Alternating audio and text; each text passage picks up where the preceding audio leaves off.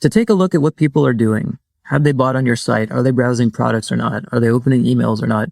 And then associating those patterns with what's happened in the past. That's what AI algorithms are really good at. Just like taking all of these, data points and seeing what that's actually meant in terms of user behavior in the past, finding those patterns and applying them to the future. So when it comes to us, we'll do things like we'll show you which customers are likely to buy specific products. And then we can group them together and send them over to your email tool or to your paid ads tool. You're listening to eCommerce Fastlane, the podcast show to help you build, manage, grow, and scale a successful and thriving company, powered by Shopify. Listen to real conversations with partners and subject matter experts as they share proven practical strategies, platforms, and the best Shopify apps to help you accelerate your business. The time is now for you to improve efficiencies, grow revenue, profit, and lifetime customer loyalty. Please welcome your host, startup founder, and strategic advisor, Steve Hutt. Today's episode is brought to you by Gorgeous, the leading customer service platform for Shopify e-commerce brands, helping merchants to unlock revenue and deliver exceptional customer service. By prioritizing customer engagement, brands can create deeper and more personalized experiences for their shoppers. With the rising costs of acquiring new customers, retention is the key focus for direct-to-consumer brands. Creating outstanding customer experiences shouldn't be costly or a burden for your customer support team. This is exactly why Gorgeous is so great. Gorgeous helps you improve your customer experiences by managing all of your communication channels from one dashboard. It provides you with the ability to customize messages and automate replies, giving Gorgeous users an unparalleled power to resolve customer inquiries quickly and personalized, which is why you need to improve your customer retention. Get started with Gorgeous today and start managing all of your communication channels from one platform that's designed to help you. Exclusive to my listeners is a 2-month free trial, so go check them out today at ecommercefastlane.com/gorgeous.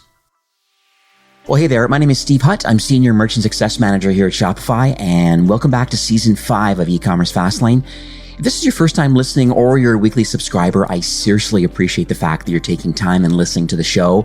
I know there's plenty of podcast choices in Shopify e-commerce and direct-to-consumer marketing, and just the fact that they're here today means the world to me and definitely to my featured guest. If this is your first time listening, this is an e-commerce show. We have honest and transparent conversations about building and thriving with your store powered by Shopify or Shopify Plus.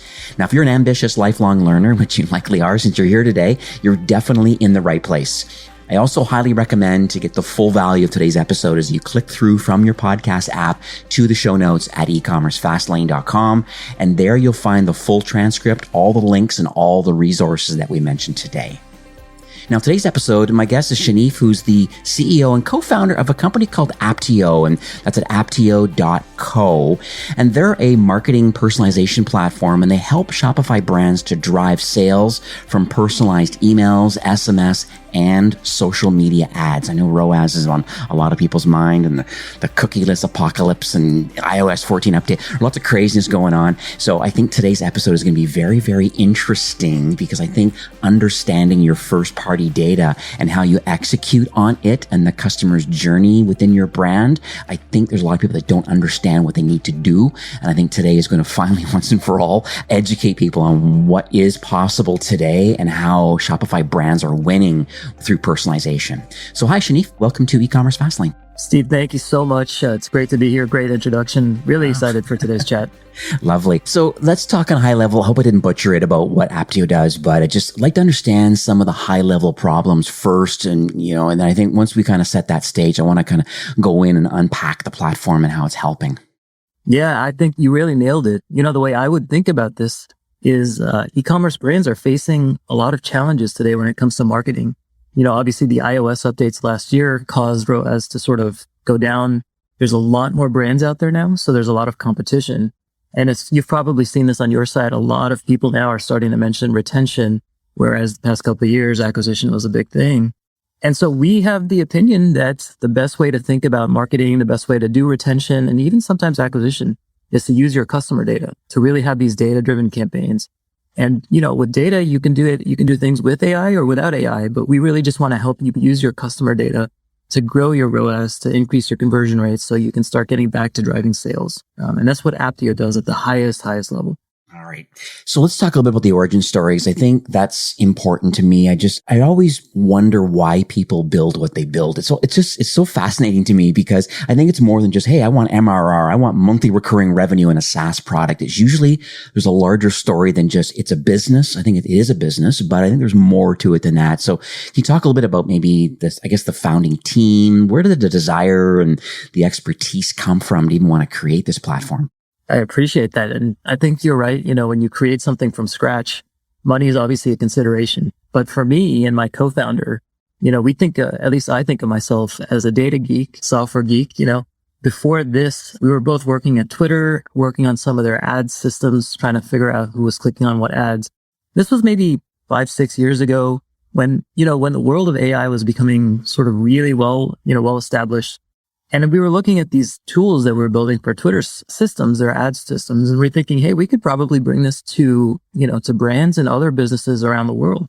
We just really appreciated the idea of using data to kind of figure out what someone's going to do next. So we decided, let's take some of these techniques and technologies that we're building here and sort of democratize them. Let's bring them to other people. Started a research company to do AI for different sort of industries, experimented with a couple of different industries, and we eventually saw that people who really were interested in what we were doing were marketers, and specifically e-commerce marketers. So, we started as more of a research company, but we found that there's this big demand in the world of e-commerce to really do things like understand which of your customers are at risk or which customers are going to be your biggest spenders going forward. What should you be highlighting? What products should you be highlighting for certain people? And AI is really well set up for this. Customer data can be used for this perfectly. So we went through a bit of a transition, going from research to building a product to really finding our niche in e-commerce. But that's where we are today. And, it took us a couple of years, but we're starting to see some really good results now. Oh, it's lovely. And that's kind of why I have you on the show today. When I see a company doing interesting things to help brands grow and scale, I mean, that's the whole idea of Shopify. We really are trying to democratize a lot of things. And, part of it is just like, how do we grow and scale companies? It's great. The platform is there, but, and I say this a lot on the show is that, Shopify does 80% of commerce very well. And it's definitely the other 20% needs to be filled in with, some kind of an app or a marketing platform, some kind of connection that really understands the data and can help execute on it.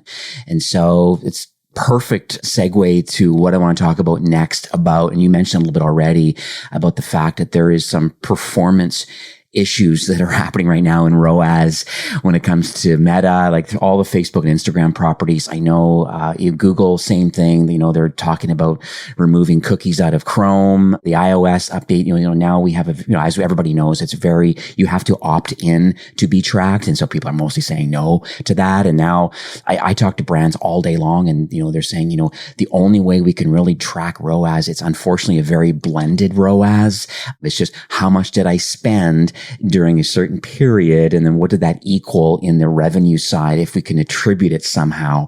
It's so interesting versus what Apteo does, which is like understanding that data and how you can execute on it. But just like to understand, like from your perspective, because you're merchant facing like I am too, knowing that there's these pressures right now of just not correct data or the ROAS is very high. Like what can brands do today to deal with a lot of these challenges? Yeah, my heart goes out to these brands because I don't think they've ever had it more difficult. Now, obviously, there's a lot of people browsing and searching online, but it's tough. So, we've talked to a bunch of brands and there's a lot of things that they can do. I think when it comes to some of these issues around just general marketing, and I think the importance comes from being able to diversify. So first of all, if you're only relying on one strategy or one channel, I do think that from my experience, it's worth it to start understanding other channels. But when it comes to your strategies themselves, I think that first party data becomes really important because you can start to really squeeze a lot more revenue from your customers. And I'm not trying to say that in a dirty way, like, you should be able to get as much as you can. I think you can actually find customers who want to buy more from you. And then it's your job to just show them essentially, or say, hey, we're here. We have these products for you. So the first thing I think you should do is just look at what data you've been collecting. Look at whether you've actually been collecting it at all. One of the first mistakes I tend to see among brands is they may not be, they either have data and it's scattered. So maybe they'll have email addresses in Shopify and they're not using Klaviyo and then they're using Attentive or they're using a bunch of other tools. Or they have all of these data points in one place, but they're not making use of them. And what that means is that maybe they're sending out a discount code to their entire email list, or maybe they're offering the same products to everyone. So first and foremost, I think brands need to collect that data, and I think that they need to use that data properly. Now, what does that actually look like? So from our perspective, if you got everything in one place and you're using it properly, that means that you are segmenting your customers first and foremost. So you're maybe sending a different offer to people who have not purchased from you for 6 months and are at risk or dormant, versus those who just bought something from you 2 weeks ago and are really active on your site. So segmenting these folks out can be very simple, actually, be very straightforward, but it is sort of the first step. And then if you want to get more sophisticated beyond that, you can start to look at each individual customer as almost their own segment. What's this customer likely to buy? What are they likely to do next? And when you start to understand that, you can do things like show each customer a different product in an email or have really targeted ads. So, hopefully I didn't talk your ear off. Hopefully that wasn't rambling, but these are some of the things, we've really seen brands start to worry about these issues with Facebook and Google next year. Highly, highly recommend getting your data structures and infrastructure in place so that when it does hit next year, especially with Google, you'll already have been implementing these practices and it won't be as big of a hit for you. I see.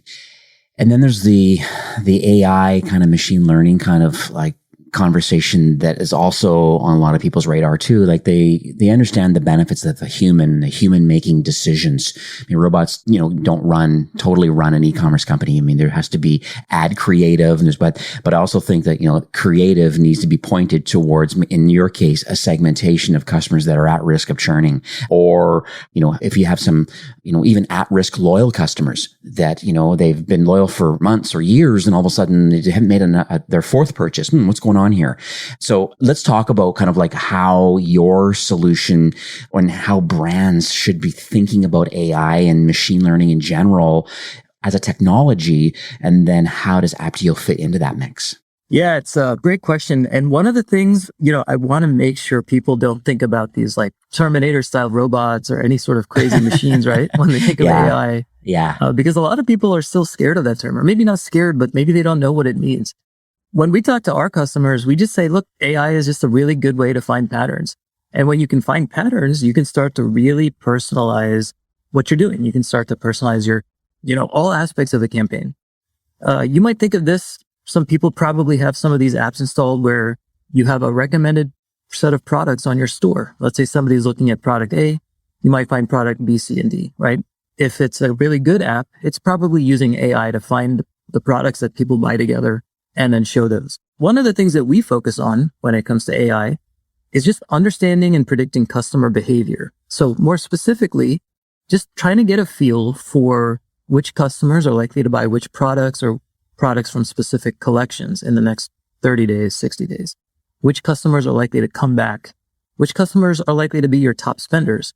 And consequently, and alternatively, like which customers are likely to never come back. So you can start to use AI, which, like I said, is just pattern matching, to take a look at what people are doing. Have they bought on your site? Are they browsing products or not? Are they opening emails or not?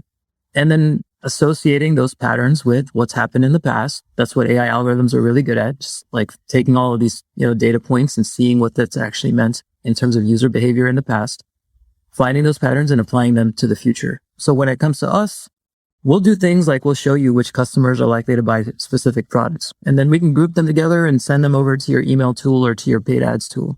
We can identify customers who, based on their behavior, might become some of your best, what we call top 10% of your customers going forward. Even if they just made one purchase, or even if they've only made a couple purchases, there are certain things that can identify these folks. And then once you know who they are, you can come up with the right types of marketing and messaging. You can even do things like optimizing when you send them messaging and optimizing the channels that you're sending them messages to so that they're more likely to respond to your messaging. And then when you do that, you start to see that your growth rates climb because people are more apt to listen to what you have to say because you're speaking their language. Right. What about the cross-sell opportunity here, or even further down the journey of like the post-purchase upsells? I know there's been some interesting apps and things that have come out. I know the post-purchase experience is interesting where they're already a customer, and then there's ways with this active order to add on another product for a certain discount or a related item. So how does Apteo play nicely, I guess, with the current tech stack of kind of pre and post-purchase upsells or cross-sells? They are different, but so just curious on kind of how this all fits together, because I know it's a big revenue generator for people to cross-sell, upsell, or post-purchase upsell. I love those techniques of cross-selling and upselling. And like you said, there's a lot of different strategies around here. Where we started our company was focusing on post-purchase cross-sells and upsells. So more specifically, actually, even post-visit. So let's say you've completed your first order and maybe a couple of days have gone by. Our system, based on, a variety of things, what you purchased, how much you spent, but even, does your name imply that you're male or female? Does your zip code imply you're in high income or low income zip code? Our system can start to understand what products you're likely to buy next. And that is just a really sort of sophisticated way of doing a cross-sell. It can say, look, people who look like you in the past, people who bought, let's say a white dress, went on to buy heels, or people who bought this lip balm went on to buy this hand cream. And because you look like these people, and because our system has been trained on, all of these folks who've kind of come through your store, you as a marketer can now use this information to come up with better ideas for how to market to these people after the sale. And so we really sort of focused on those post-purchase, post-visit opportunities because, like you said, there's been a few folks who focus on-site. That's making a lot of money. Off-site and off after the visit, we found that there was a gap. Now, as we've sort of built up our system and our technology, it's funny, people are asking us, hey, can you do this for on-site stuff as well? From an AI perspective, it's interesting because people who are visitors, people who haven't given you all their information, there's just a lot less data for them. And so it makes it a little bit harder. That being said, we just started a research project where we're going to take a lot of the same techniques we apply for post-purchase. We'll do it for on-site, but I really wanted to make sure I'm clear. Just right now, we're totally focused on that marketing, that post-purchase marketing campaign for people who've already made a product purchase before. Right. Okay. All right. This makes sense. Thanks for sharing that, because I think that's kind of important to me. I see the amount of revenue that's being generated, and I think knowing that that's what you do and where the product is headed, I think that's great. One thing that's interesting too, I find on this podcast is that, some of the maturity and the complexity of different brands, some people are in their early stages. Some are just in the aspirational stage. I just want to launch a store. Some people have one already on Shopify core plan. Some are on the plus side of the business where they're really starting to grow and scale up. And so I guess I'm trying to figure out if someone sees value in saying, yes, I believe that understanding my first party data and personalizing through Klaviyo or through SMS, through Attentive or PostScript, or, whatever kind of marketing tools you're using. But knowing that, and this is the same thing that I feel in my role. Sometimes some brands are already down their journey enough where they don't need a lot of my help because there's a process in place. My question to you is that, does the Apteo platform, is there a little bit of hand-holding, like a merchant success kind of a team, or are there playbooks and things? I'm just curious on kind of what people are going to see when they log in and you ingest their data, and then some kind of recommendation engine, I guess, to kind of set people in the right direction. Yeah, Steve, it's funny. You mentioned this. Different people need different things. And so as folks who work with brands, you get pretty good at dealing with different sort of needs. What I'll say is, it's really interesting to talk to folks who get it, and then I'll contrast that with folks who are maybe just getting up and running. Folks who get it, maybe they've been around for a while, and what we find is that they're spending tons of time maybe in something like Excel or their data trying to figure out, okay, I have these groups of people who bought this product. What should I do for them next? Or, man, I have to go in and redo my at-risk calculations every day, or maybe they're spending 10 or 15 hours in Excel a month. And then we come out with this tool that says, look, you don't need to spend time in Excel. Not only that, but we'll show you things like trends, patterns. What are these people likely to buy next? Oh, hey, and then we'll send them over to your marketing tools. Oh, and then, hey, we'll actually help you create the campaigns based on those data points as well. They're like, oh man, this is awesome. And so they might just require just a description of what the product is supposed to be used for. But then you've got other brands who are, more interested in getting educated. Because like you said, not a lot of people are doing things like segmenting or using AI today. And you might need to say, hey, look, this is something you guys should start to think about. Maybe your acquisition campaigns aren't doing so hot. And so maybe you can supplement them with retention campaigns, or maybe you use different segments to, as the basis of a lookalike campaign and kickstart your acquisition campaigns. And so what we do is when a brand connects to Apteo, we'll actually just let the data load and let the system come up with all sorts of recommendations. These recommendations can look like campaign recommendations, product recommendations for specific people, general segments. And then we'll do a kickoff call or a strategy call, and we'll say, hey, your data's loaded. Here are the 5 things that we're learning about your system. Here are the 5 things that our system thinks you should be doing. Let us explain them to you, and let us, if you're interested, we can even just go ahead and implement them for free. And a lot of people say, oh, that sounds cool. Go and run it for a couple of weeks, do what your system told you to do, and let's see if it makes us money. And then by doing that, we're able to show them the process. We're able to show them a lot of things, like how do you use data? What's the process? How can you actually automate it? And so what we find is that maybe 80% of brands either need or appreciate that hand-holding process. They like to be sort of told, hey, look, this is what we've learned. This is what the system is telling you to do. This is actually how we think you can implement it. 20% of brands are like, hey, let me just, I know what this is. Let me just go do this myself. And then there's the really advanced folks who are like, oh, I love the fact that you're giving me these, these recommendations. I'm actually going to go one step further, and I'm going to do my own holdout process, and I'm going to do my own incrementality testing. And we're there to help you guys along the way. We love working with brands who like to actually get educated, because I love working with e-com owners and e-com marketers. I think they're really hard workers and hustlers, and I really appreciate that. So yeah, there's a little bit of a split, between people who need help and those who don't. Thanks for supporting our incredible sponsor, Gorgeous, the leading customer service platform for Shopify brands. They help customer success teams fulfill a promise of delightful customer experiences. This leads to higher customer retention and brand loyalty for your Shopify store.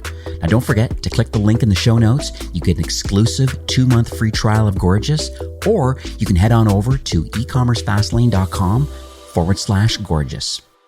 Yeah, that's lovely. So I think that's just, based on the market, you think of 2 million some brands on Shopify, and I don't know, 10 or 15,000 plus brands. So that, in all likelihood, there's a lot of brands out there that are on the core plans that are working their way towards their first million or their first 5 million in annual revenue. But there's still lots of opportunity along the way. And then definitely at scale, certainly on the plus side, to really maximize that data, because you have just a wealth of, I'm sure they have large brands, upwards of millions of contact records, and trying to orchestrate certain things. So it looks like you have ability of both types of marketers and both types of complexities and maturity. So that's good to hear. One thing that I have another question too is about just the fact that, first party data is on people's mind, and there are some personalization tools. Some things you can, like Klaviyo, for example, they will have some kind of a segmentation tool in there, and they can be the source of truth, I guess, for a contact record. And there's ways of slicing and dicing the data a little bit based on order history, maybe, or time-based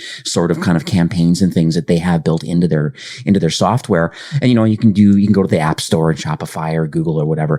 There are some notable peers for sure that are building tools to help with this sort of first-party data problem. And I think my first thought is that it's a blue ocean out there. There's lots of opportunity. And I think where there's competition, there's business. And so I just like to understand a little bit about Apteo, how you, I guess, are intentionally different maybe than others attempting to solve the same kind of first-party challenge. It's something that's really important. You've probably seen this yourself. There's all sorts of tools out there, all of which are doing different things. Klaviyo is probably one of the closest to us, but we actually really love Klaviyo. I think maybe something like 80 to 90% of our customers use us actually to power a lot of their Klaviyo tools. And so I'll talk a little bit, Klaviyo does have segmentation, and it does have a block where you can say, okay, let me just drag this block in and it'll populate with the top products for people. The reason I think people, and this is what our customers have told us, the reason people like to supplement Klaviyo with what we're doing is sort of twofold. One, our platform automatically discovers the segments rather than you going in and having to create these segments and trying to come up with rules and guidelines yourself. Within a couple of hours of you connecting to Apteo, you'll have anywhere from, 20 to maybe thousands of different segments based on your customer data. You'll have people who bought products. You'll have people who are likely to buy products. You'll have your discount seekers, your big spenders. So all that comes without you having to do any work. And a lot of folks have told us that's really valuable. And then the other thing that they've told us is really valuable is that the way we present data, it's a little bit easier for folks to gain sort of the so what. So, maybe you're looking at a group of customers who bought product X, we'll tell you right off the bat, okay, these people are likely to buy these 3 products again. They bought these 10 products in the past. Here's their product journey. Here's the 5 things that they bought when they first came into your store. So we have a little bit more of a focus on helping you understand the customer journey. And then the third thing is, we provide an alternative to Klaviyo's personalized recommendation blogs. So if you like their blogs, great. A lot of our customers say, hey, look, I really like the fact that you guys are using all this advanced AI to create these blocks. I've had really good results from them, so I'm going to keep using yours. And so the things that we try to do differently, and it's not, not only Klaviyo, they're awesome tool. We know a bunch of folks there. What we try to do is that we try to focus on how we can use customer data to, 1, educate the marketer to know what to do next, and 2, show you how you can automate these things so you can just start driving sales. And so you don't have to worry as much about a lot of the analytics and analysis. We want you to use Apteo and come out of it knowing, okay, these are the 5 things I have to do next. Not, hey, look, I still don't know what I'm going to do next. I know I have all this data, but I just really don't know what to go, where to go with it. Yeah. It's like the, what's the term? Analysis paralysis? Yes. Yes. I love that. That's a real thing. That actually does happen where there's so much. Just look at just Google Analytics alone. If you don't go in there often, it can be overwhelming about all the different things that are going on in there. And then how do you action it? You have to get your own workflow that works for you to understand campaigns and successes of them. And then, that's just GA. Then what about Facebook Ads Manager or if you're doing the SEO side, what's going on in Search Console and queries, and it just too much. It's never ending. Yeah, it is a lot. Yeah. It's a lot. So I want to pivot to a story now because I think I'm motivated. I know people listening are definitely motivated, and they also, it just gets, I guess, myself, my listeners kind of in the shoes potentially of another founder and saying, hey, they had this challenge, or hey, they decided to take Apteo for a spin, and here's what they, implemented it, and here's what happened on the other side. So hopefully you can maybe share a story of someone that has implemented your solution. Hopefully I don't put you on the spot here, but it'd be just nice to be able to hear something. I know you have case studies and stuff like that, which I'll link up in the show notes, but is anybody notable or anybody that you'd like to talk about today that has implemented it? And then kind of what happened after implementing it, like success wise? Yeah, absolutely. One of the greatest pleasures actually of building an app like this and a product like this is you get to see how you help others, which is really one of the biggest reasons I'm doing this. Obviously, additionally to the, the startup and the money and all that. But I'll talk about one of my favorite customers. Really, really love these folks. Their name is Hanalei Company. Check them out. They have these really nice sort of Hawaiian inspired botanicals, cleansers, cosmetics. They're an up and coming brand. They're growing quickly and they've got a marketer, and, their marketing team was starting to see issues with their Facebook ads. ROAS was going down. They weren't just acquiring as many folks as they were before. And their marketer was also doing these email campaigns, trying to come up with campaign ideas, trying to figure out, okay, what should I email next? We kind of joined up with them, had them sort of connect their store to Apteo, downloaded all their data. And we suggested a couple of things that we thought could work based on their data. The system suggested it. So the first thing it said was look, you've got a really strong group of big spenders and loyal customers. And one of the best things you can do is use these customers as a basis for acquiring new customers. One way to do that is by creating these, syncing these folks over to your Facebook account, creating a lookalike audience based on them, and then running new customer acquisition to that lookalike audience. So that was one thing they did. And I'll talk about kind of what the performance of all of this ended up being afterwards. The second thing they did was, they had they're really good with their email campaigns. And what they did was that they added one new campaign into the mix. They added a bunch of campaigns, targeting different groups of customers based on our suggestions. But the one they liked the most was basically what we call our product recommendations bi-weekly campaign. Very simple strategy, actually. Every 2 weeks, you basically send out a sort of a reminder email to your active customers, and you say, hey, here are the top 3 to 5 products you're likely to buy. Those products are obviously filled in automatically by the system. And what they found was really interesting. On the Facebook side, going back to my first way we helped, they increased their ROAS, I think, by 2x, 2.5x. And so they suddenly got from not being super profitable to being able to run these ads profitably. They started being able to get more customers. These customers were better. And the whole reason is because our product provided Facebook with some of the data and some customer information that it kind of lost, right, with the iOS updates. And so now they're running these sort of acquisition campaigns. And then on the email side, they've got these bi-weekly product recommendations campaigns going out. And like clockwork, it's bringing in, revenue, and it's a very predictable revenue stream. And so this works really well for them. They're a cosmetics company, so the system will know which customers are likely to buy which products again, or what subscriptions might be overdue. It'll fill all of those in automatically. And so the customer, the marketer, they just have to schedule these things out and send them out. And ultimately what this means is, you're starting to see incremental revenue from, anywhere from like 10 to 15% additional incremental revenue attributable to these segments and these campaigns. They also implemented a couple of things where they found that certain products were bought frequently together, and they just started offering each of those products as like its own SKU, just bundling them together. And they increased their average order value by about 8 to 9%. And so Handle, Runner, again, really great company, very, very forward thinking. They were able to use the combination of our segments and our email automations and sort of data syncs to create these campaigns that were driving predictable and notable revenue. And this is just one example. There's a whole bunch out there, but this is the type of thing I recommend all brands think about doing, figuring out where they can start to optimize and tweak things based on these segments, based on these recommendations, and then, experimenting to see what works best for them. Yeah, this is lovely. I know I'm actually on, their website too, just to have a look. I'll put it in the show notes. So yeah, they have quite a beautiful website. It's nice to see kind of what they're doing and kind of how they're executing with your solution. I also, I can see, just by some external tools and stuff about the different types of marketing automation and other different tools they have. And so they're playing nicely with your tool and their website and things, through Shopify and the tools they've selected. They're all playing nicely together, both the ad networks, as you mentioned, and then obviously through the Klaviyo side. And so it's really cool. It's cool that this is all working well. And, and I think that's the kind of the key to this episode, I think today is that, if you're unhappy potentially with your return on ad spend, if you're trying to figure out about like, how can you personalize and recommend products to your customers, in a more data driven way, but personalized, one-to-one. I mean, that's really the goal of a marketer, really, honestly. And it sounds like that's what your tool does. And I think that's amazing. Like, what about the future? Because you do a lot of things great today. Is there a public roadmap or what sort of things are on the radar for you over the next 6 to 12 months? Just so people get warm and fuzzy about, hey, you do a lot of things great today, but like, where's it iterating to? Yeah, we're super excited. So I'll kind of talk about it from the business perspective, and then I'll talk about it from what brands can expect to see coming forward.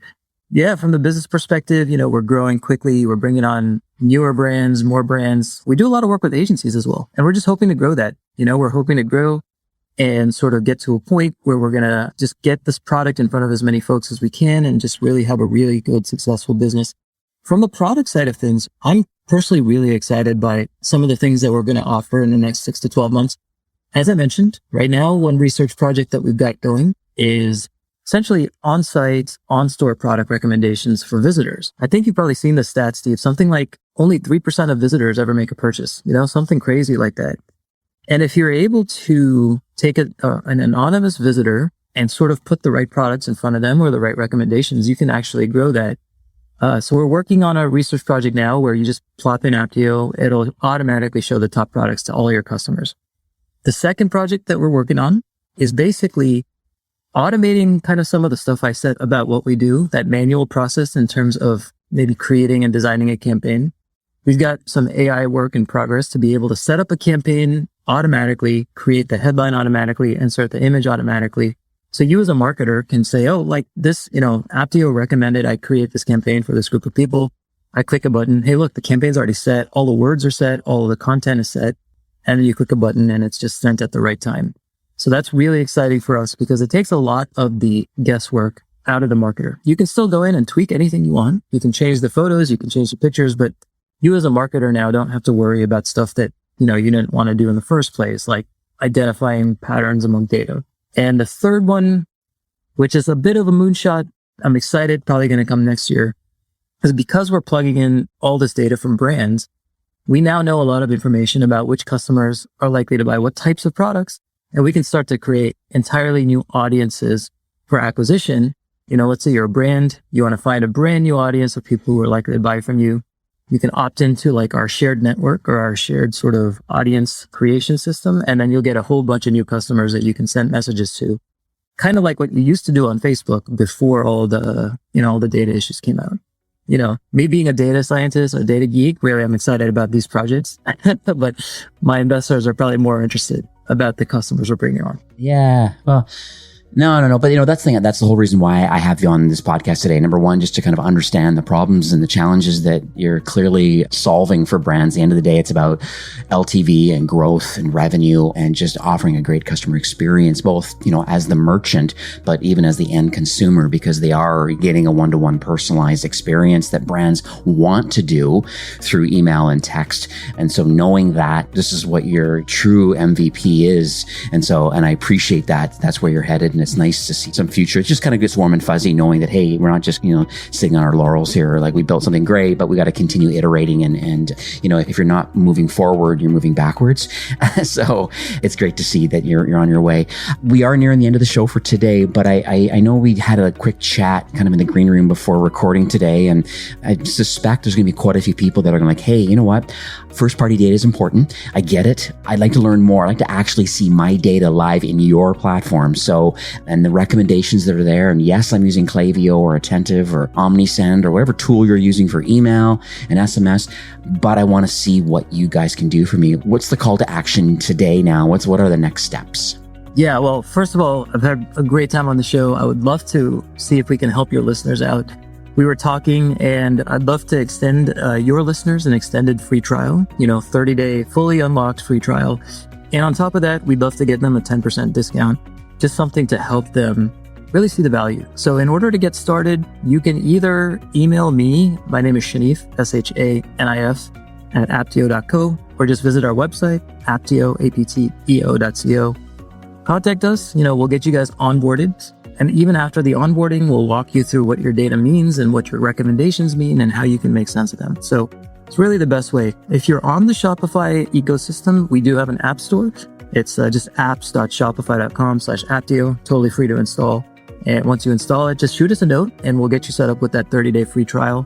So we try to make it as easy as possible. You don't need to code anything. You don't need to do anything. We'll walk you guys all through it automatically. That's perfect. And thank you for that 30-day trial. I think that gives people, because I think the standard is like a 7-day free trial. But I think, for those listening today, you're getting a full 30 days to actually try and see the platform with like zero cost to you at all. And then you can say, hey, this is how they're slicing and dicing my order data and my customers into segmentation to just build revenue, build LTV.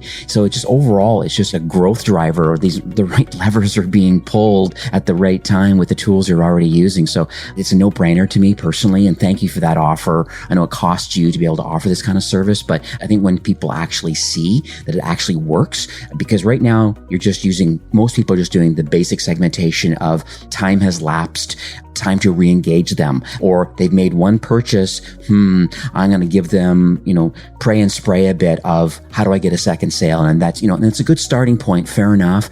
But that's not what world-class brands are doing now. And I think that's where your tool is really understanding, this RFM, this recency, frequency, and monetization strategy. So I appreciate that that's what you're doing. There'll be a link in the show notes to the landing page that you've created also, which is great, or install the app and email you directly, the team, and then I'll get you set up. So yeah, thanks Shanif for coming on the show. I really appreciate it. I've learned a ton today. I mean, I got 2 pages of notes you can't see because we're not doing video today, but that's the life of learning. I love it. I love learning about what people are doing, and just thanks for giving back to the Shopify ecosystem and just helping brands kind of get to the next level. Thank you so much, Steve. It's been amazing and you're awesome. So I really appreciate the time. All right. Thank you so much. Have a great day. You too. Take care. Well, that's it for today's episode. I'd like to thank you personally for being a loyal listener of eCommerce Fastlane.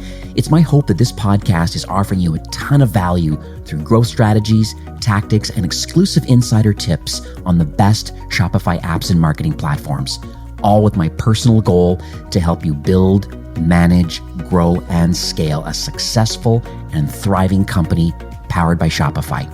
Thanks for investing some time today and listening to the show. I'm so proud and excited that you have a growth mindset and are a constant learner.